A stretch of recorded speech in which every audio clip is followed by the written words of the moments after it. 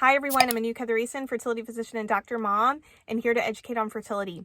In this video, we'll be not talking as much actually about fertility. I thought we'd switch it up a little bit and talk a little bit more about me. I posted recently on Instagram, what questions do you have about me? And so let's go over some of those questions today.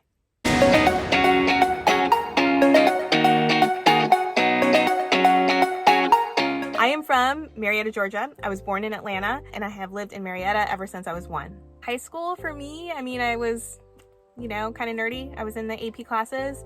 I loved math. I was in the math club and, doing math competitions and getting awards with that. It was what I enjoyed, and I was voted most intellectual in high school. I speak 4 languages, sort of, obviously English, and my parents speak both Tamil and Kannada, so I picked up a little bit growing up, but I cannot distinguish the two. I speak a mixture of both, so the only people that can really understand me are my family members, since they speak both Tamil and Kannada. And then the last language is Spanish. I picked up Spanish. I spent a month in Costa Rica learning medical Spanish, and I also did my residency in Miami, Florida. So between the two things, I can get by also with Spanish. I'm not fluent, but I can get by. I had my babies at 35, 37, and 38. That is not what we had planned, and that is just what happened with the course of training and also training in different places. He was on the East Coast and I was on the West Coast. I did have my first baby while we were apart, and I took care of the baby for the first 10 months by myself. So I, in hindsight, would have done things differently probably. I was very worried starting so late, and I was worried about my fertility. Thankfully, things worked out, but it is, again, not what I had planned and definitely something I worried about. My pregnancy stories. So my son was a C-section. He was breech. He had a very large head up in my right rib. And so I considered a version where they flip the baby so that you can have a trial at a vaginal delivery. I was a little too afraid, honestly, to do it. So we went ahead with the C-section. My second baby, she was a very easy pregnancy, and so I gave a VBAC a try, and she was in the right position for it, which is a vaginal delivery after a C-section.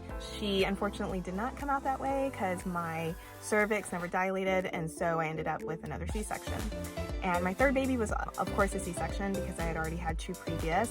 But a cool story is that I noticed the camera right before they were about to do the procedure above me, and I asked, could I watch? And so they let me.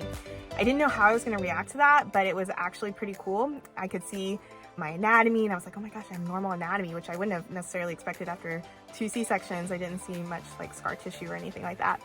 Another cool story is that my son has very light features and my daughter has very dominant features and dark hair, and we chose to not know the gender of the third baby because we would have been fine either way. And when they got to the amniotic sac, I saw little black hairs floating, so I knew it was a girl. And I also, throughout the pregnancy, thought it was a boy. So because the symptoms of my pregnancy and just like how things went seemed more similar to my first pregnancy than to my second, which goes to show you those symptoms really don't necessarily mean anything. So that was kind of my cool pregnancy story. I never knew what field I was going to end up in, and I always just followed what I loved learning about and studying about. And so that's what led me to OBGYN. I loved women's health. I loved that there was a good proportion of surgery, but also a good proportion of clinical medicine and having the ability to develop strong relationships with your patients. And so that's what I ended up going into for residency. And similarly, in residency, I loved learning about reproductive endocrinology and infertility for a couple reasons. So one is I've always loved math. I, have a math background, and I loved the logic behind the endocrine pathways and the menstrual cycle and how everything just kind of makes sense. So I loved the logical aspect of it. The second thing is I really love the genuinely deep relationships that you develop with your patients, particularly going through infertility treatment. So for both of those reasons, that's what led me to infertility.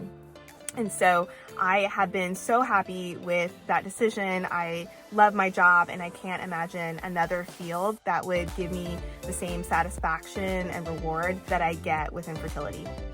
The best part of the job to me is when the patient achieves a successful pregnancy and are able to graduate from me and move on to their OBGYN for the remainder of their care.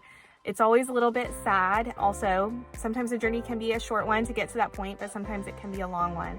And patients often become like family. And so I'm always a little bit sad to see them go.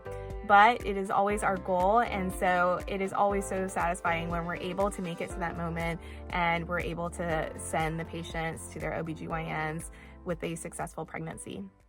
I hope you enjoyed this video. It's definitely different from the usual videos that I do, but I enjoyed making it. If you liked the video, I hope you'll give the video a like. Don't forget to subscribe down below. If you have comments or questions, you can leave them for me there also. Thank you again so much for watching, and see you in the next video.